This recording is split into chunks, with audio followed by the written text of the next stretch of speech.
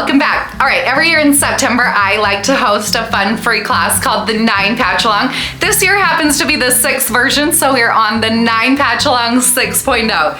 What is the 9 Patchalong? All right, so it's a free class where I show you how to use my machine quilting rulers to machine quilt 9 patch quilt blocks. So there's becoming a lot of different versions now that we're on year number 6. But anyways, registration for this class will open later this summer, but you can go back and join any of the first 5 versions at any time. So at the bottom of my class sample, I do have a bunch of 4-inch squares, and I like to use these as a place to practice, just to be more creative, have fun. But today I thought it would be fun to show you how I'm going to use the mini 4-in-1 machine quilting ruler. You can see I have added our Piece and Quilt PopSocket ruler grip here to the top of that, but I'm going to create like a half square triangle block inside of the 4-inch block without doing any markings. So the quilting I will be showing is ruler quilting. If you're doing any ruler quilting, whether you're on a sit-down machine or a Longarm machine, you do want to make sure that you have that ruler foot on your machine, as well as a ruler base that creates a large flat working surface. And because everybody always asks this question, you can do this on a sit-down machine, and I do recommend starting out with our mini 4-in-1 machine quilting ruler if you are working on a sit-down or a Longarm machine. Anyways, let's hop down here to my quilt and let's get doing a little bit of stitching.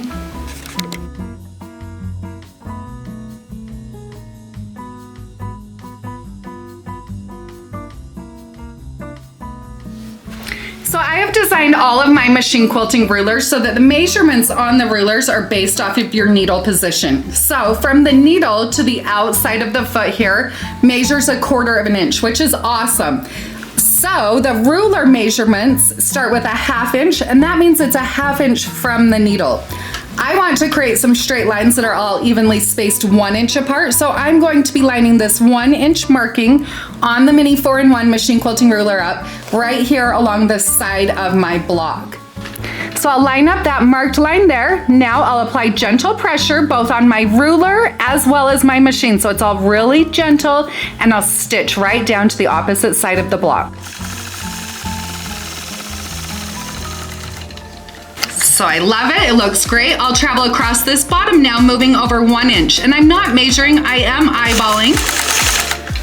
And I did pretty good, so now I'll repeat. And this time I'm lining it up on top of the marked line, my 1 inch line on top of my stitch line.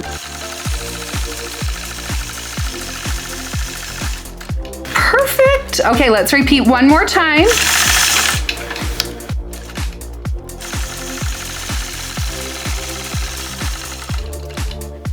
Great. Okay, now I'm going to repeat again, but this time I'll be traveling up my block.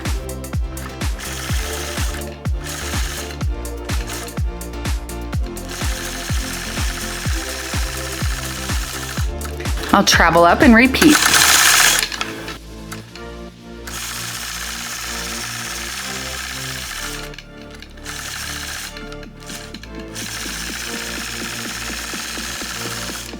Okay, so what about the half squares? I'm going to actually start right here, and I'll stitch just a straight diagonal line through each of these blocks.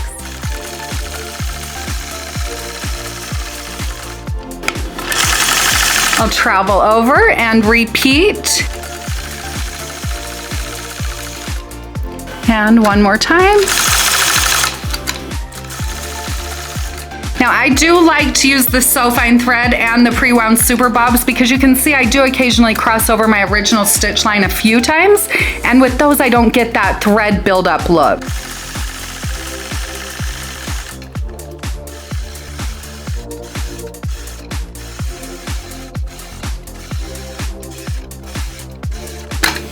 I love it! I loved how that design turned out. I could really see myself using this even on larger blocks, even like 2-inch blocks. It could really create a lot of fun interest. Don't forget, you can pick up the mini 4-in-1 machine quilting ruler over on our website. Also, you can add our Piece and Quilt PopSocket ruler grips there to the top for that little bit of extra control.